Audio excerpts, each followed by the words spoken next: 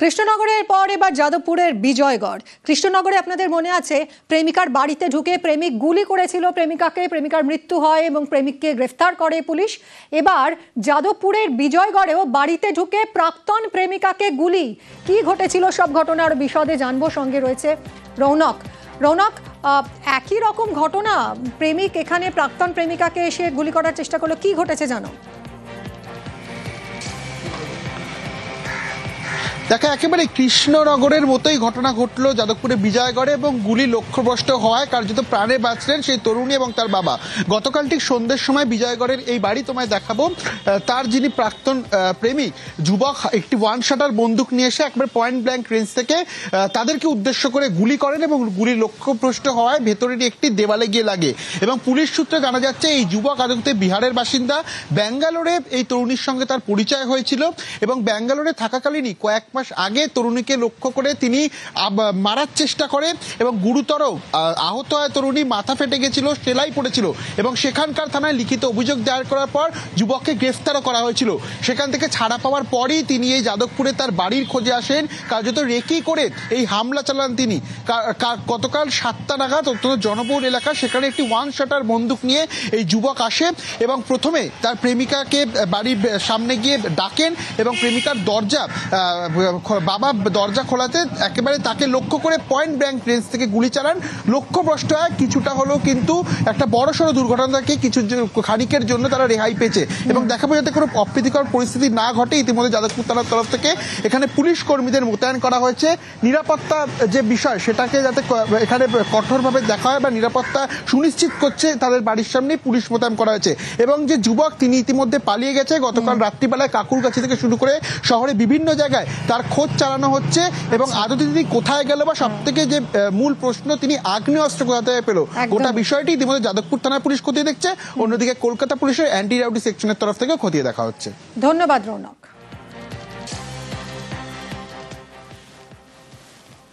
গুলি চলেছে?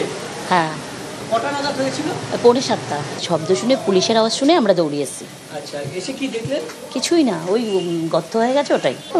বুঝতে পারিনি, একটা ব্যাগ কাঁধে নিয়ে চলে যাচ্ছে, বাজির আওয়াজের মতন আওয়াজটা হয়েছে তো বুঝতে পারিনি অতটা। দক্ষিণ দমদমের বেদিয়াপাড়ায় রঞ্জিত কর্মকারকে পুড়িয়ে খুনের চেষ্টার অভিযোগ কাউন্সিলর মৃন্ময় দাস ঘনিষ্ঠদের বিরুদ্ধে। এই ঘটনায় গ্রেফতারিও হয়েছে। আর এবার কাউন্সিলর মৃন্ময় দাসের বিরুদ্ধে থানায় অভিযোগ দায়ের করেছেন আক্রান্তের পরিবার। কি অভিযোগ উঠছে তার বিরুদ্ধে, আক্রান্তের পরিবার কি জানিয়েছে থানায়, কথা বলবো। অনুপ রয়েছে সঙ্গে। অনুপ, কাউন্সিলর মৃন্ময় দাস, তার বিরুদ্ধে কিন্তু পরিবারের পক্ষ থেকে ব্যারাকপুর পুলিশ কমিশনার সেখানে অভিযোগ দায়ের করা হয়েছে। তার কারণ নাগেরবাজার থানায় কাউন্সিলরের বিরুদ্ধে অভিযোগ নেওয়া হচ্ছিল না, এমনটাই জানতে পারা যাচ্ছিল। তার পরবর্তীতে তারা সিদ্ধান্ত নেয় ব্যারাকপুর যে পুলিশ কমিশনার সেখানে গিয়ে কিন্তু কাউন্সিলরের নামে অভিযোগ জানাচ্ছে। এই যে গোটা ঘটনা, সেই ঘটনার পিছনে একেবারে পুরোভাবে কিন্তু জড়িত এই কাউন্সিলর মৃন্ময় দাস, এমনটাই পরিবারের অভিযোগ। তার কারণ প্রথম থেকেই কিন্তু একেবারে বলা হচ্ছে যেদিন ঘটনা ঘটে রঞ্জিত কর্মকার সেদিনকে কিন্তু এই ঘটনার পরে তারা জানিয়েছিল তারা একেবারে কাউন্সিলরের লোক, সেই কারণে কিন্তু তাদের কিছু হবে না, অর্থাৎ কাউন্সিলের নির্দেশ রয়েছে এমনটাও বলা হয়েছিল, অভিযোগ করতে উল্লেখ রয়েছে। এবং গোটা যে ঘটনা তার পরবর্তীতে পরিবারের পক্ষ থেকে অভিযোগ করা হয়েছিল শুধুমাত্র এই ঘটনা নয়, পরবর্তীতে তাদের বাড়িতে এসে কাউন্সিলর অনুগামী লোক পাঠিয়ে হুমকি দেওয়া, কখনো মুখ বন্ধ রাখার পরামর্শ, কখনো বা মুখ বন্ধ রাখার জন্য টাকা দিয়ে চাপ দিয়ে মুখ বন্ধ রাখা হচ্ছিল, এরকম পরিবার বারবার অভিযোগ করছিল। শেষমেশ যে স্বীকারোক্তি একেবারে রঞ্জিত কর্মকার, সেখানে কিন্তু কাউন্সিলর যে টাকা দিয়ে নাম বাদ দেওয়ার কথা বলছিল তার যে ঘনিষ্ঠ সুমন বন্দ্যোপাধ্যায় এলাইস বাগান, সেখানে কিন্তু আরো স্পষ্ট হয়। এবং সেখান থেকেই পরিবার মনে করছে হুমকি থেকে শুরু করে এই যে গোটা ঘটনা, সেই ঘটনার পিছনে কিন্তু কাউন্সিলর মৃন্ময় দাসের হাত রয়েছে এবং তিনি তার নির্দেশেই গোটা ঘটনা ঘটেছে, এমনটাই বলা হচ্ছে। এবং এখনো তারা আতঙ্কের মধ্যে রয়েছে এমনটা জানাচ্ছে এবং বলা হচ্ছে এই সময় বর্তমানে তারা এই পরিস্থিতি কিন্তু পরবর্তী সময় দেখে নেওয়ার হুমকি দেওয়া হচ্ছে। সেই কারণে পরিবারের পক্ষ থেকে তারা নাগেরবাজার থানায় অভিযোগ দায়ের করতে গিয়েছিল, কিন্তু নাগেরবাজার থানার পুলিশ কিন্তু কাউন্সিলরের বিরুদ্ধে অভিযোগ নিচ্ছিল না বলে এমনটাই জানায়। তারপরে শেষমেশ তারা ব্যারাকপুর পুলিশ কমিশনার সেখানে কিন্তু অভিযোগ জানিয়েছে এবং কাউন্সিলের বিরুদ্ধেই অভিযোগ জানিয়েছে। যদিও এই ঘটনার পরবর্তী ক্ষেত্রে এখনো পর্যন্ত কোনো রকম প্রতিক্রিয়া পাওয়া যায়নি কাউন্সিলর মৃন্ময় দাসের, তার সঙ্গে যোগাযোগ করা যাচ্ছে না। এই ঘটনা পরিবারের পক্ষ থেকে বলা হচ্ছে মৃন্ময় দাস প্রথম থেকেই জড়িত রয়েছে এবং তার নির্দেশেই গোটা ঘটনা রয়েছে এবং সেই কারণে ধামাচাপা দেওয়ার চেষ্টা করেছিল, মূল যে অভিযুক্ত তাকে নাম বাদ দেওয়ার চেষ্টা করেছিল। এই পুরোটা বিষয়টাই কিন্তু একেবারে কাউন্সিলের হাত রয়েছে এমনটাই পরিবার অভিযোগ করছে। সেই অভিযোগের ভিত্তিতে কাউন্সিলের নামে ব্যারাকপুর পুলিশ কমিশন সেখানে কিন্তু অভিযোগ দায়ের করা হয়েছে। ধন্যবাদ অনুপ।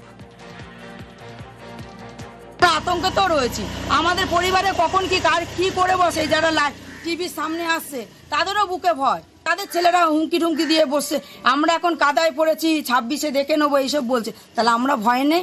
আপনারা কি মৃন্ময় দাসের নামে অভিযোগ করেছেন? হ্যাঁ হ্যাঁ করেছি আমি।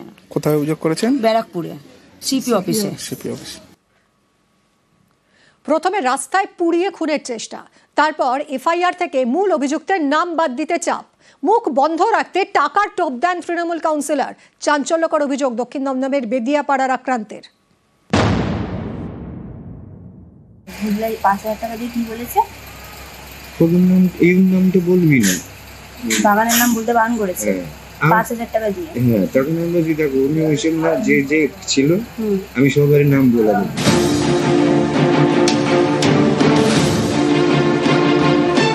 ইনি রঞ্জিত কর্মকার, দক্ষিণ দমদমের বেদিয়াপাড়ার বাসিন্দা। গত বুধবার এই রঞ্জিত কর্মকারকে পুড়িয়ে খুনের চেষ্টার অভিযোগ ওঠে। নাগেরবাজার থানায় অভিযোগ জানানো হয় স্থানীয় তৃণমূল কাউন্সিলরের ঘনিষ্ঠ বলে পরিচিত 3 জনের নামে। আরজিকর হাসপাতালের বেডে আক্রান্ত, তাঁর মুখে শোনা গেছে 2 জনের নাম, বুবলাই এবং বাগান। আক্রান্তের পরিবারের দাবি এই বুবলাই হলেন স্থানীয় তৃণমূল কাউন্সিলর মৃন্ময় দাস, আর বাগান হলেন কাউন্সিলরের ঘনিষ্ঠ বলে পরিচিত সুমন বন্দ্যোপাধ্যায়। 5,000 টাকা দিয়ে কি বলেছে? এই নামটা বলবি না, বাগানের নাম বলতে বারণ করেছে। 5,000 টাকা দিয়ে। হ্যাঁ, তখন আমরা যেটা উনি হয়েছেন না, যে যে ছিল আমি সবার নাম বলে দেব।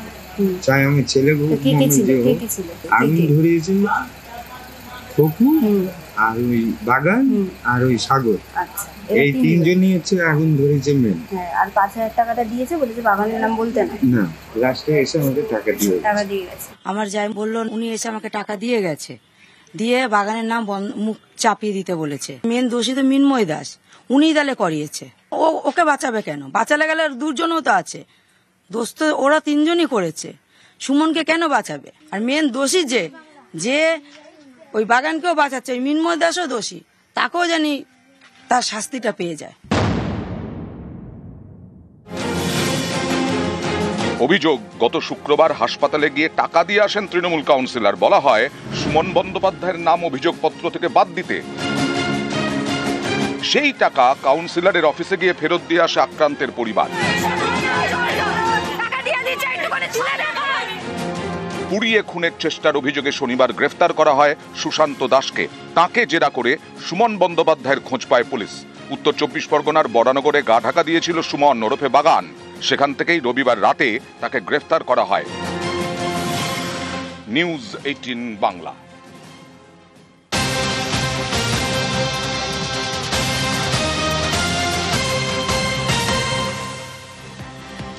কাউন্সিলর মৃন্ময়ের ভোল বদল, ধৃত সুমন তৃণমূল কর্মী নয় বলে দাবি। মৃন্ময়ের বক্তব্যের ভিডিও ক্লিপ ভাইরাল, সোশ্যাল মিডিয়ায় ভিডিও পোস্ট কাউন্সিলরের। 22 অক্টোবর বেদিয়াপাড়ায় পুড়িয়ে খুনের চেষ্টা, রঞ্জিত কর্মকারকে খুনের চেষ্টা মৃন্ময় ঘনিষ্ঠদের। তখন ভুল বোঝাবুঝিতে দুর্ঘটনা দাবি করেছিলেন কাউন্সিলর। এলাকার সকলেই তৃণমূল কর্মী বলেও দাবি করেন মৃন্ময়। 180 ডিগ্রি ভোল বদল এখন মৃন্ময় দাসের। ধৃত সুমন বন্দ্যোপাধ্যায়কে কর্মী মানতে নারাজ। এরা একসাথে সব পুজো করেছে, রাত্রিবেলা সব ভাসান দিয়ে ফেরার পথে বাইকের তেল শেষ হয়ে গেছে, এক বাইক থেকে আরেক বাইকে তেল ভরতে গিয়ে সব সিগারেট খাচ্ছিল, সবাই মদ্যপ অবস্থায় ছিল। তারপর ওই ছিটে গিয়ে তার পিঠে পেট্রোল হলে একটুখানি সিগারেটের ধোয়াতেই পেট্রোল লেগে যায়, তার পিঠটা পুড়ে গেছে। এটা অ্যাক্সিডেন্টলি ঘটে গেছে। কলোনির ছেলেরা সাধারণত সবাই তৃণমূলের ছত্রছায়ায় থাকে বা তৃণমূল সংগঠন করে। এই নিয়ে রাজনৈতিক রং কিছুজন লাগাবার চেষ্টা হচ্ছে, এখানে কোনো লাভ হবে না, এখানে কোনো রাজনৈতিক রং নেই। তারপনাথ কলোনিতে কালী পুজোর ভাসানকে কেন্দ্র করে ওই কলোনির মানুষরাই কয়েকজন একটি অপ্রীতিকর ঘটনা ঘটান। তারা কেউই আমাদের দলের সাথে যুক্ত নয়। প্রশাসনের মতো কাজ করবে এবং যারা দোষী তাদের শাস্তির ব্যবস্থা করবে।